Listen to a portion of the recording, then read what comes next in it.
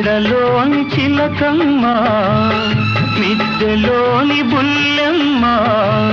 నేను పేదను వలచావెందుకే